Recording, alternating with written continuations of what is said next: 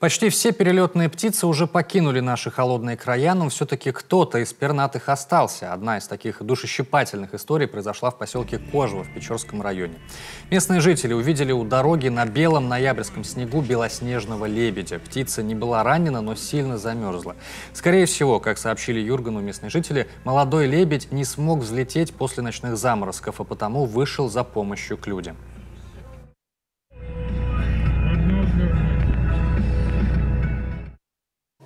Тем не менее, у этой истории вдохновляющее развитие. Семья кожевенца Сергея Федорова приютила прекрасную птицу у себя. Ее отогрели, и сейчас лебедь уже восстанавливает силы.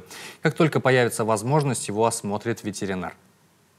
Лебедь себя чувствует очень хорошо. Правда, он сейчас живет у нас в бане, но для него готовится сейчас уютное место, там, где будет ему больше места, для проживания до весны. Лебедь кушает, пьет и чувствует себя хорошо. Он в добрых руках. После бани лебедя переселят в уютный курятник. Там достаточно места, всегда есть доступ к воде и еде. Весной птица должна присоединиться к своей стае и вернуться в дикую природу.